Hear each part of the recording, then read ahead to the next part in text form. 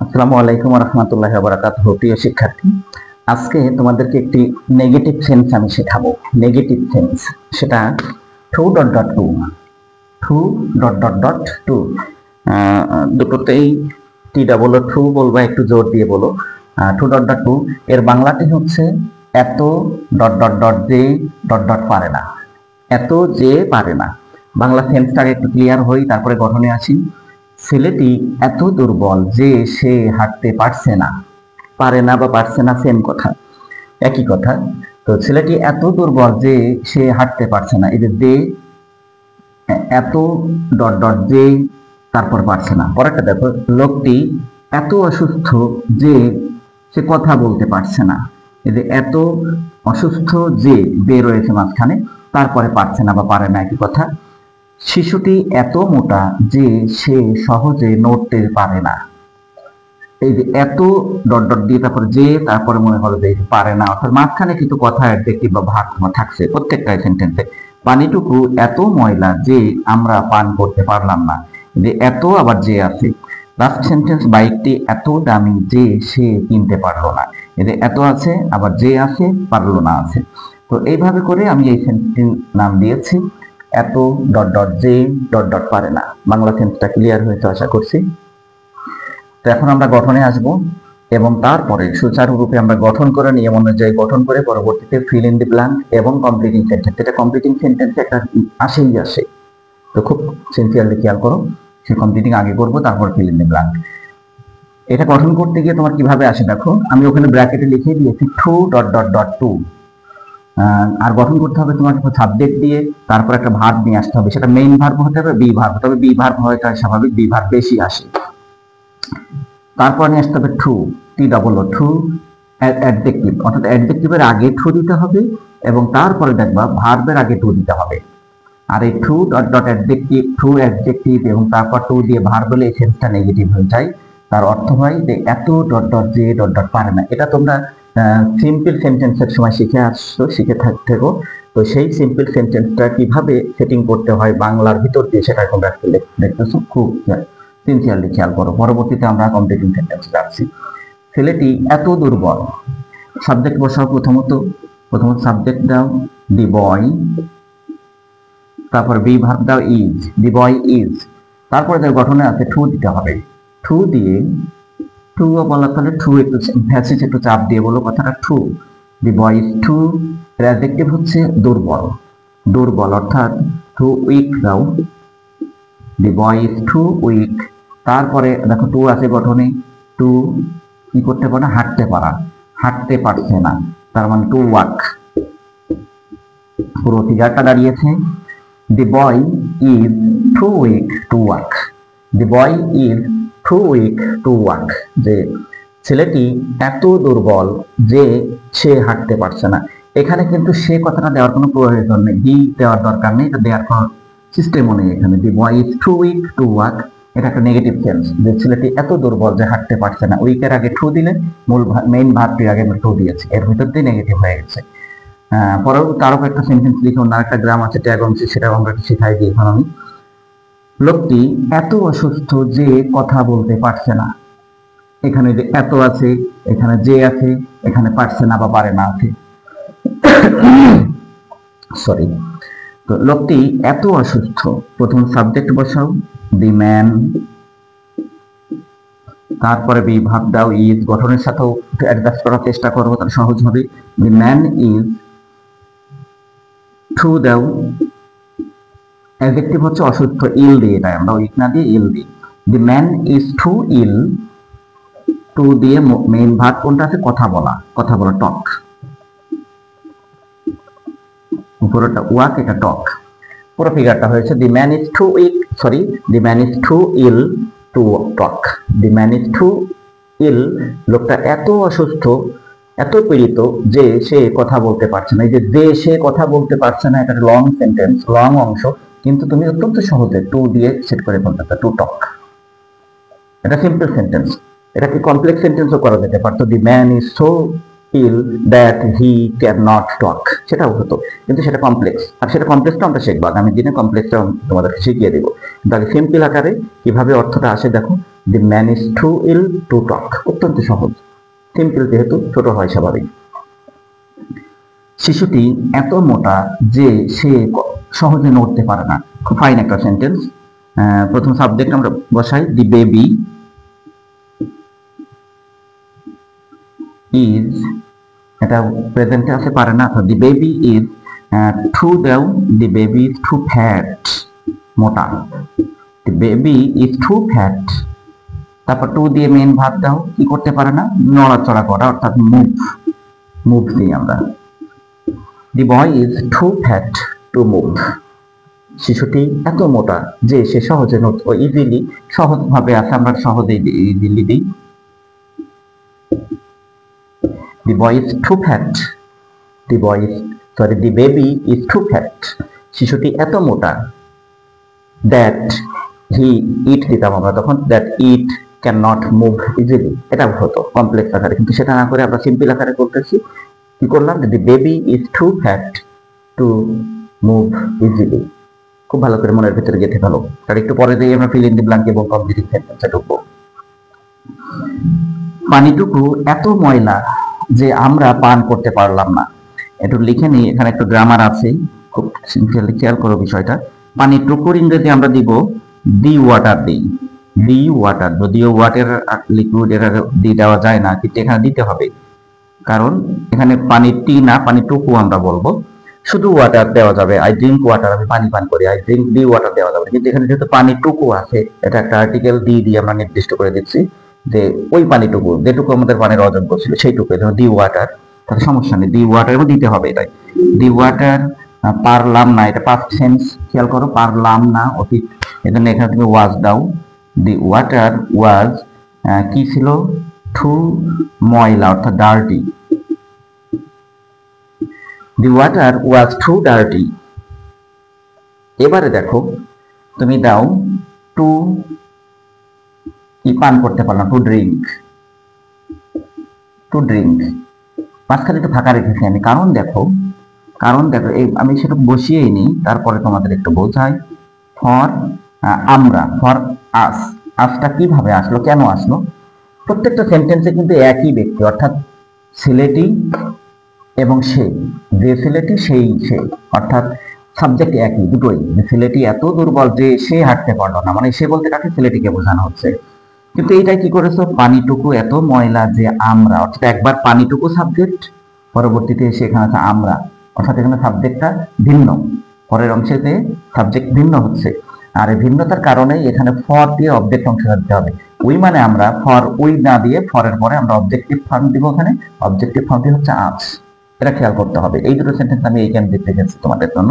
পানিটুকু এত ময়লা যে আমরা পান করতে পারলাম না, the water was too dirty for us, এইটুকু একটু অতিরিক্ত অংশ, এবং এটাই গ্রামার এখানকার। ফর আস দিয়ে তারপর তুমি সে টু ড্রিঙ্ক, অর্থাৎ ভার্ব অংশটা নিয়ে আসো।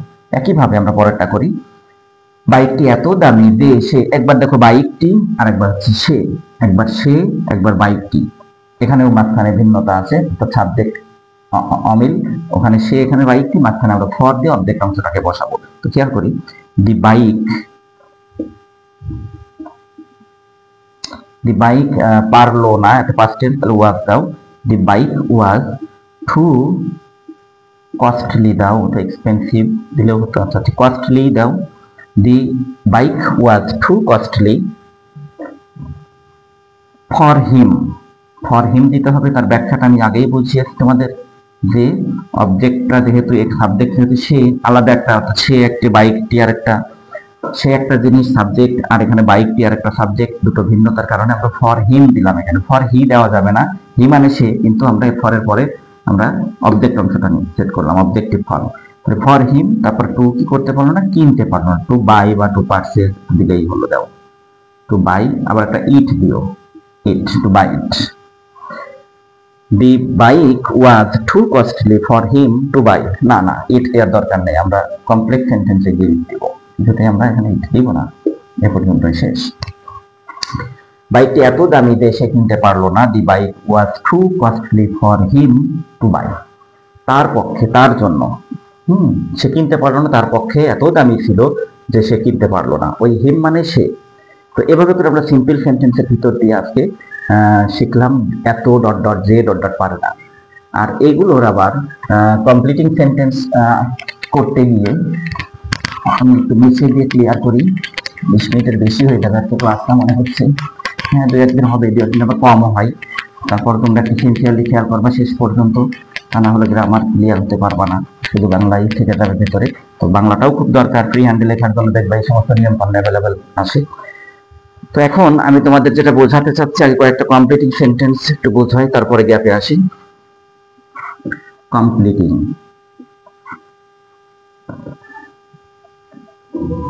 Completing sentence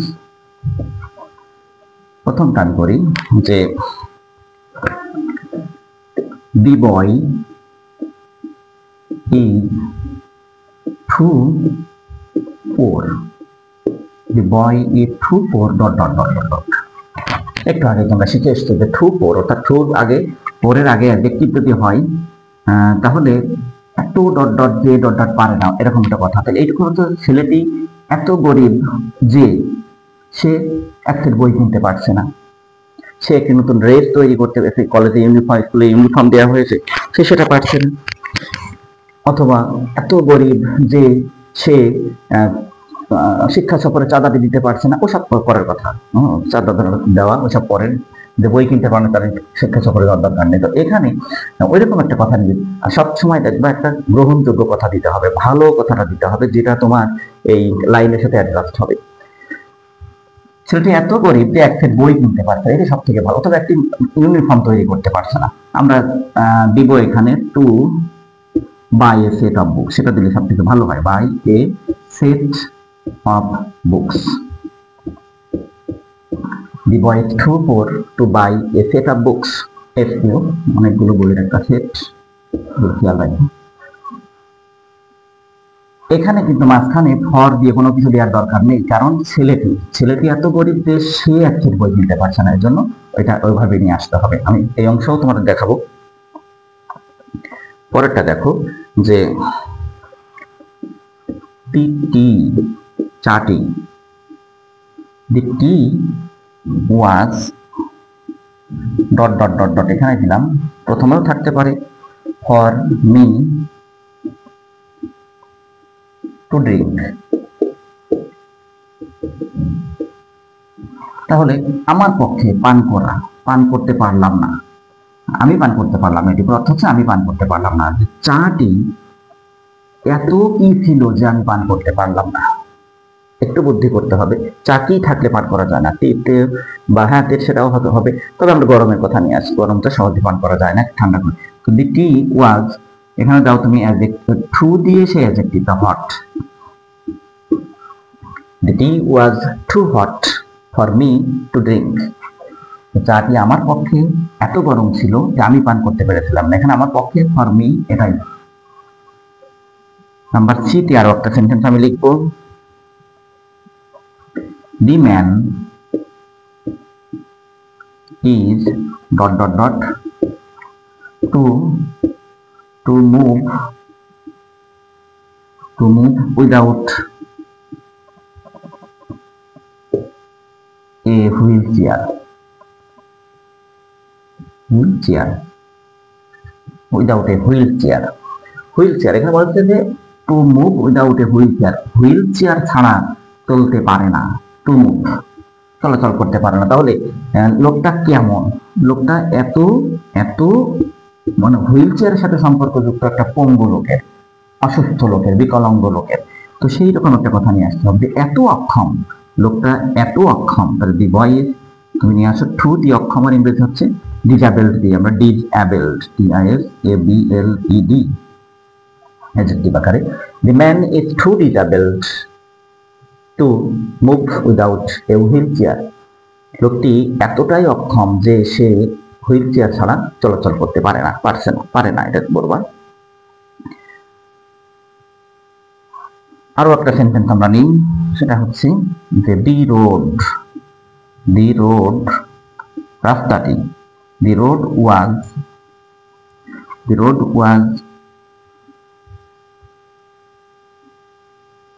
the road was too, এখানে না পরের অংশে দিয়ে দিই, too narrow. The road was too narrow dot dot dot. এখন এখানে লক্ষণীয় বিষয় তোমার, রোড একটা জিনিস, রাস্তা, রাস্তা তো চলাচল করে না, রাস্তাটি এত সংকীর্ণ, এত চাপা, এত চিকন যে যে টু ন্যারো মানে এত চিকন যে কাদের পক্ষে হতে পারে এটা? পথচারীদের পক্ষে অথবা রিক্সা পুলারদের পক্ষে। রিক্সা পুলার দিয়ে আমরা, রিক্সা ঘোরাতে পারে না, আর রিক্সা ও পুলার, রিক্সা চালকদের পক্ষে। The road was too narrow for the rickshaw puller to move. To move দিয়ে আমরা চলাচল করা, যে রাস্তাটি এত সরু রিক্সা চালকদের পক্ষে। এখানে যে for the rickshaw puller, for rickshaw puller এস দাও, পুলার বলতাম দিয়ে দিলে চলতেছে। The road was too narrow for rickshaw puller to move. খুব ফাইন কথা। রিক্সা চালকদের পক্ষে, রিক্সা চালকদের জন্য ওই রিক্সা চালানো এই চিকন রাস্তা দিয়ে খুব অসম্ভব হয়ে যায়। তো বাংলা অর্থ বলতে হবে যে এত চিকন, এত সরু যে রিক্সা চালকরা রিক্সা চালাতে পারে না ঠিক মতো। তো এভাবে করে আমরা কমপ্লিটিং সেন্টেন্সটা খেয়াল করব। তোমাকে খেয়াল করতে হবে যে স্যার কি শেখালো, টু ডট ডট টু দিয়ে বাংলা অর্থটা কেমন হচ্ছে, এত ডট ডট যে ডট ডট পারে না। আচ্ছা, এটা তো হলো কমপ্লিটিং সেন্টেন্স। তোমাদের অন্যভাবে আসবে ফিল ইন দ্য ব্ল্যাঙ্ক, যেটা আমার মুখ্য উদ্দেশ্য থাকে, ছেলে মেয়েদের ফিল ইন দ্য ব্ল্যাঙ্কের নিয়মটাই কিভাবে ঢোকাতে হয় আসে সেটা খেয়াল করে। তো ক্লাসটা বেশ বড় হয়ে গেল, তা হোক, ভালো জিনিস শিখলে। ক্লুতে আমি পরে দিব, ক্লুতে আমি পরে দিব, আগে আমরা সেন্টেন্স লিখে নেব। The girl is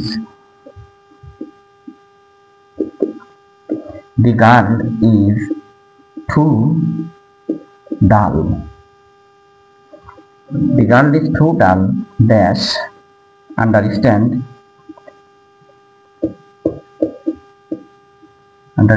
the easy matter.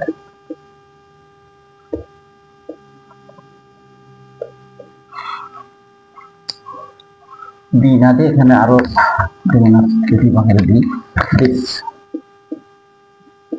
এই সহজ ব্যাপারটি, এই সহজ ব্যাপার আরো সুবিধা হবে তোমাদের একটু বুঝতে ধরতে। পরেরটা, sorry, the woman was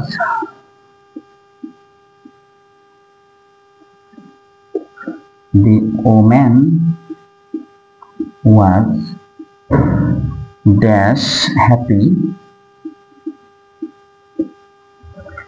to be described.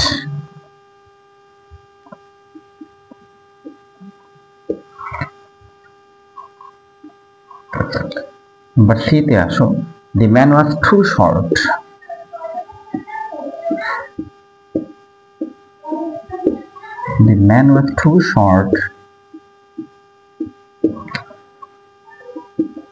to dash the fruit.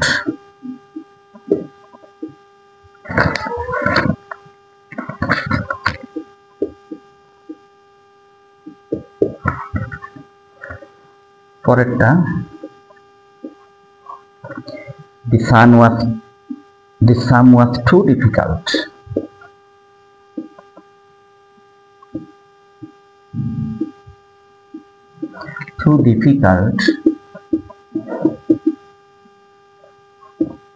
dash him to solve. Last sentence আজকের, the water was পানিটুকু, the water was too dash for us to drink. হ্যাঁ, এভাবেই থাকবে। এখন আমি ক্লোতে তোমাদের দিয়ে দিলাম যে পাঁচটা, কোথায় কোনটা হবে খুব সহজে চিন্তা ভাবনা করে ধরতে পারবে বলে আমি আশা করতেছি। সল্ট, তারপরে নাও টু, তারপরে নাও টাচ। আচ্ছা, এই পাঁচটাই থাক, পাঁচটা দিয়ে তোমাকে পাঁচটি জায়গায় ফিল আপ করতে হবে। একটু খেয়াল করো। দি গার্ল ইজ টু ডাল, মেয়েটি এতটাই দুর্বল, এতটাই কম বুদ্ধিমান যে সে এই সহজ ব্যাপারটি বুঝতে পারছে না। তাহলে আমি তোমাদের একটু বেশি টু ডট ডট টু নিয়ম এটা।